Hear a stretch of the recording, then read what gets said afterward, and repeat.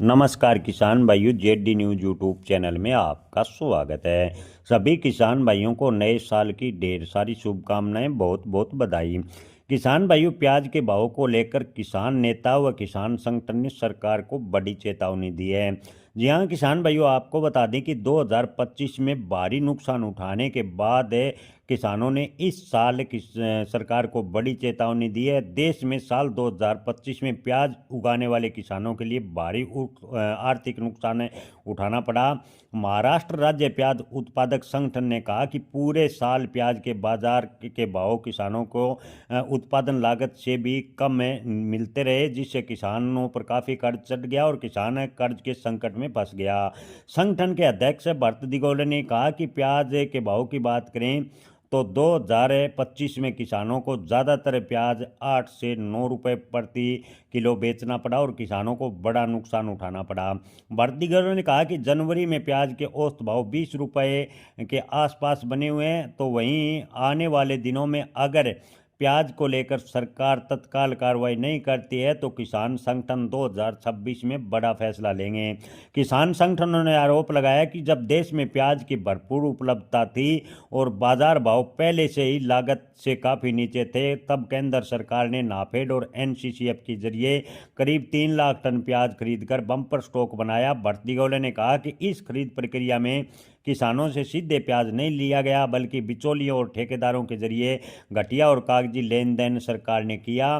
भरत दिगोले ने कहा कि बम्पर स्टॉक का इस्तेमाल किसान और उपभोक्ताओं को राहत देने की बजाय कुछ का खास लोगों को फायदा पहुंचाने के लिए सरकार ने किया।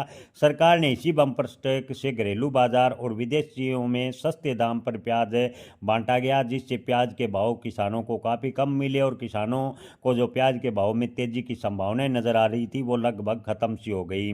किसान नेता भरत दिगोले ने कहा कि यह सिर्फ बाजार की सामान्य गिरावट नहीं बल्कि एक नीतिगत अन्याय है। इससे किसान कर्जदार होते चले जा रहे हैं, कई तो गंभीर आर्थिक संकट में पहुंच गए हैं। जब सरकार आंकड़े के जरिए स्थिति नियंत्रित बताती है, सरकार झूठे आंकड़े पेश कर रही है। महाराष्ट्र संगठन के आपको बता दें कि किसान नेता ने कहा कि Maharashtra state onion production and farmer association सरकार के सामने कई मांग रखी। संगठन ने 2025 में हुए बम्पर स्टॉक की खरीद और वितरण की हाई लेवल जुडिशल यानी जांच की मांग की। इसके साथ ही नाफेड और एनसीसीएफ के लिए प्याज खरीदने वाली सभी संस्थाओं की वित्तीय जांच और दोषियों पर आपराधिक कार्रवाई करने की किसान संगठनों ने बड़ी मांग की।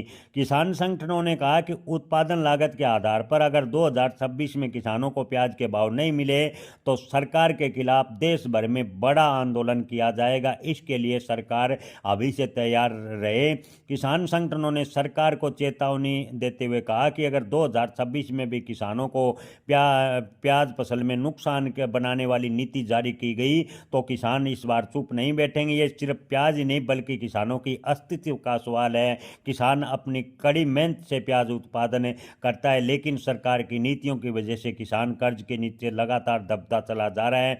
अगर सरकार 2026 में निर्यात व खरीदी के लिए स्पष्ट पॉलिसी नहीं बनाती है या प्याज का मॉडल रेट तय नहीं करती है तो किसान 2026 में सरकार के खिलाफ बड़ा आंदोलन देश भर में करेंगे। सरकार को इसका खामियाजा भुगतना पड़ेगा। यानी किसान संगठनों ने सरकार को चेतावनी दी है कि 2026 में प्याज का उत्पादन ज़्यादा होने का अग्रिम अनुमान सरकार ने जारी कर दिया है, लेकिन प्याज निर्यात व प्याज का मॉडल रेट लागू हो या प्याज की सरकारी खरीद को लेकर सरकार ने अभी तक कोई ऐलान नहीं किया है। अगर सरकार प्याज के उचित दाम दिलाने को लेकर कोई प्रयास नहीं करती है तो 2026 में किसान चुप नहीं बैठेंगे।